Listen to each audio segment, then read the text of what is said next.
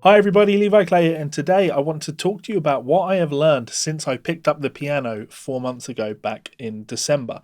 This video is brought to you by my friends over at Pianote, and if you check out the link in the description, I have an affiliate link where you can get a month's free trial on Pianote, absolutely no cost, and it's a great way to support the channel, but I'll talk more about that as we get into the video.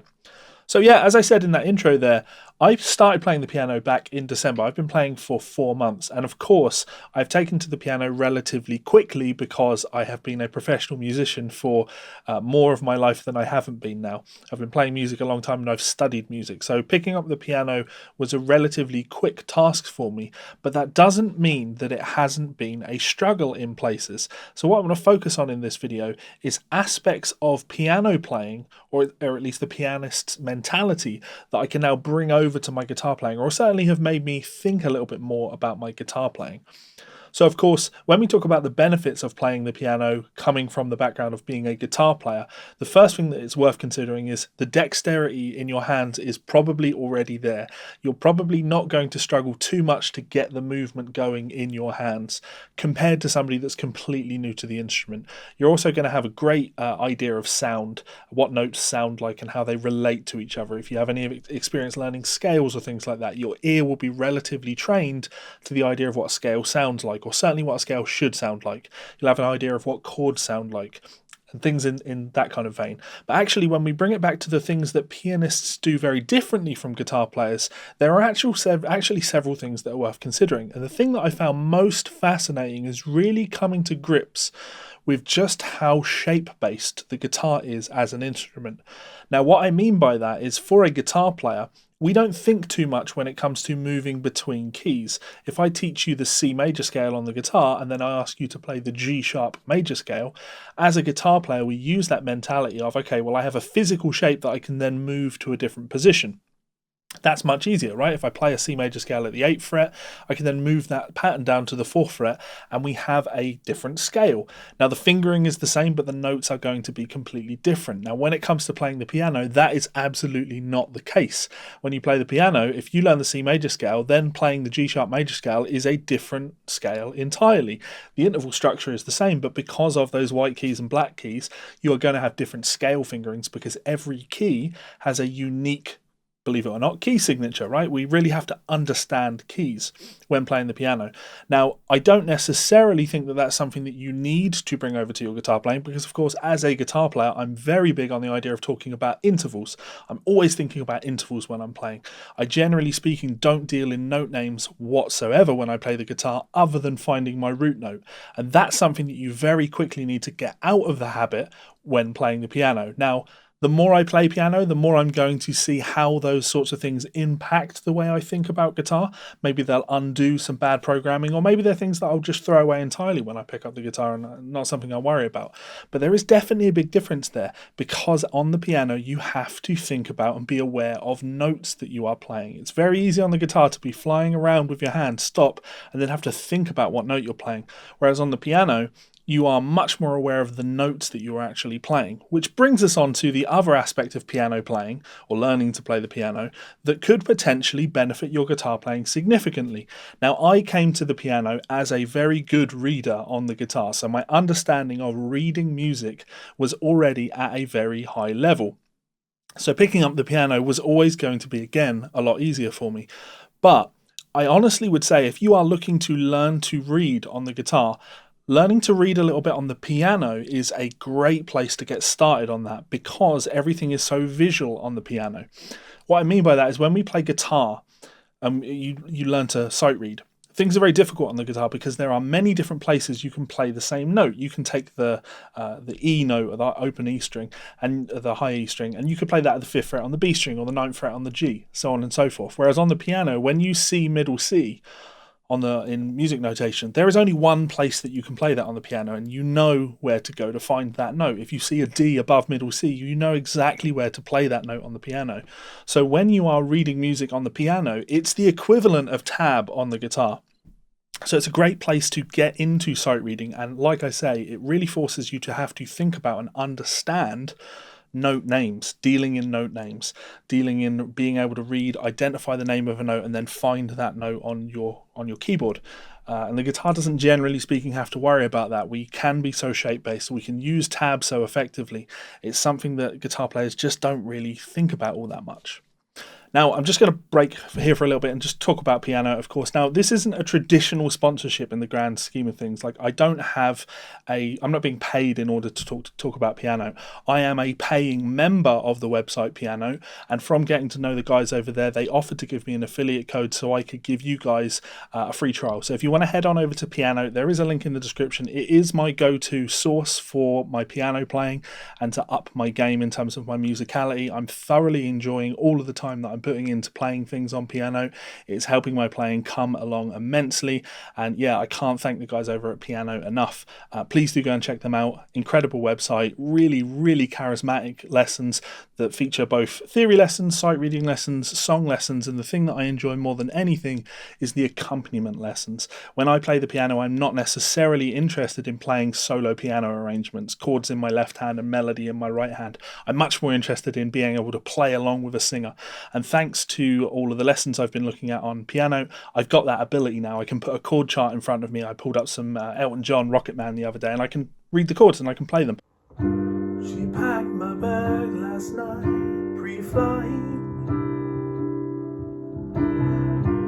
0 hour, 9 a.m. And I'm gonna be high as a kite by then.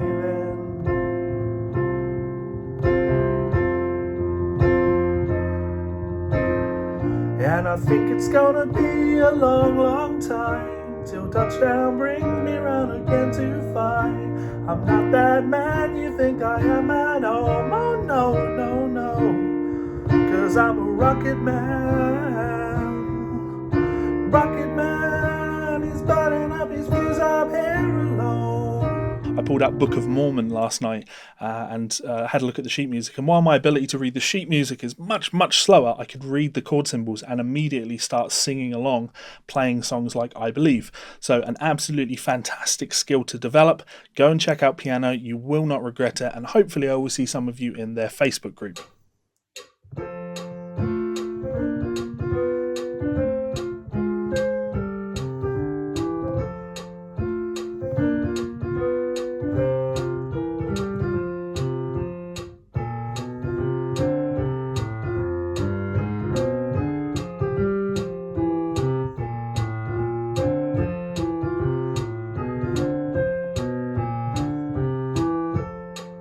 Now, as you heard from that clip, one of the things that I've put a fair amount of time into working on is this kind of independence between two hands. In that particular example, which of course is from the Super Mario World, after playing the main theme, you move into a walking bass section, and it's really quite challenging to have to deal with that idea of independence, having something happen in your right hand and then really focusing on walking a bass line around in your left hand. That level of independence is not something that you really have to deal with when playing the guitar, generally speaking. Generally speaking, when we're playing the guitar, we have synchronization between the hands at any given time. We're focusing on having a good level of synchronization between the picking hand and the fretting hand. But of course, there are many guitar players, especially when getting into the multi-hand tapping thing, that do deal in this independence side of things. And I'm one for always pushing this idea of if a skill can be developed, it's worth developing, because you never know where that might lead you, creatively.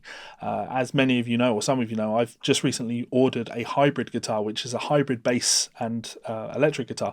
So I have the range of both of those, and thinking about the independence now and the ear training that I've been working on as part of these piano things is really exciting for the idea of being able to pick up that hybrid instrument and start dealing in walking bass lines with my chord melody things. So one of the, not necessarily guitar related things, but definitely possibly the funnest aspect of working on the piano actually is definitely that independence between the two hands. Of course, the thing I didn't mention, the sight reading side of things, is bass clef. Now, we don't really need to deal with bass clef on the guitar. It certainly doesn't come up very often, but it is absolutely a skill that can be worked on, and it is so much fun when you start to get a bass line down and then you can start putting things over the top of it. Absolutely magic. And I know it takes a lot of time to get that sort of stuff together, and like I say, because of my musical experience, I've taken to it quite quickly, but it's definitely something that you want to chase. The final thing that I would say is the biggest benefit, I would say, in terms of my guitar playing and how it has impacted my ability to learn the piano, is what I've very quickly learned from learning the piano is that I already think like a pianist a lot. If you look back at my lessons, I am always talking about triads. Triads are so important to me as a guitar player. They form the basis of my visualization on the instrument, and I play around with them melodically and harmonically all the time. I'm really big on the idea of triads and bass notes. Anytime I'm playing a blues, I'm thinking more in terms of triads and bass notes. And that's really imitating organ players, kind of like the Danny Gatton-esque thing. And of course, an organ is a type of keyboard instrument. So when it comes to playing the piano, what I'm really starting to get to grips with quite quickly is how powerful triads and bass notes really can be. So what am I getting at here is the idea of ear training. When I look at a song, like I mentioned I Believe just recently, when I look at a song like that, there are some really interesting chord inversions in there. Or not just chord inversions, slash chords. So taking a chord like an E flat major and putting an F underneath it is a beautiful sound. And the voicing that I use for that on the keyboard makes a lot of sense when I call it an E flat over F. Anytime you deal in an inversion or a slash chord on the keyboard, on the piano, it's instantly more recognizable to the ear that you're actually playing inversions. On the guitar, it's much, much harder for you to train your ears to really hear what inversions sound like, because a lot of the voicings that we play on the guitar that you might think of as being an inversion aren't really an inversion, because any context that you'd be playing in with a real band, you're going to have a bass player that's playing a note lower than you, and they might be playing the root. You might have a voicing that you think of as being a root position chord, but then you play with a bass player who plays the third in the bass, and suddenly you've got a first inversion chord. If you don't know that sound, if you can't pick that sound out just from hearing it, you are going to be left in trouble when it comes to transcribing and learning things on the fly. And I cannot express just how much value I have got from learning songs like Rocket Man and Your Song by Elton John. Both of those songs are just masterclasses in inversions and how we can use inversions in our part writing to make smoother voice leading in our parts. This is something that I absolutely did my best to do on the guitar wherever possible. But the piano will really start to open your ears up to those ear training concepts.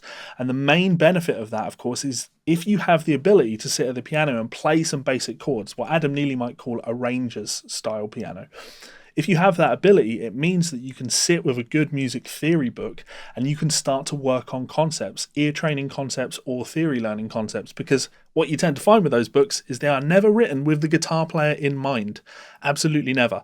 So highly recommended learning piano for just that aspect alone. You don't need to become a pianist, but learning about harmony on the piano will open up your ears tremendously to harmony in a wider context, in an arranging context, in a songwriting context. Being able to hear these things and know what it is that you want as a composer and as a songwriter, or just as a transcriber. So that's what I've learned thus far from playing the piano. I've also learned that playing scales in two hands is an absolute bastard, but that's a lesson for another day. I'm still having an absolute blast with it. I spend much more time playing piano every day than I really care to admit, because it's fun, because it is so exciting. So if piano is something that you're interested in learning, let me know in that comment section below. And of course, in that description, you can check out my link to piano, where you can get a free month's trial on piano. Great service. Check it out. Love those guys. You will have fun, and hopefully I will see some of you in their Facebook group. Finally, I just want to say a huge thank you to my wonderful supporters over on Patreon. Another great way to support the channel. If you want to check me out on there, link is in the description. You can support me for as little as $1, gets you access to my private patron-only Facebook group. And of course, you can download tabs and access study clubs and even have private lessons. I'm not offering piano lessons, and I should point that out. I certainly hope I will never be doing piano lessons on my channel, because I am a learner of the piano in the same way that anybody that picks up the piano from this channel will be a learner of the piano. So I'm definitely not an authority on that. Don't worry about that. If that doesn't suit, please do check out one of my books. Again, links are available in the description. Thank you so much for all the kindness and support, guys. If you have any questions, let me know in that comment section below. I have been Levi Clay, you have been awesome, and I will see you for another video soon. Goodbye.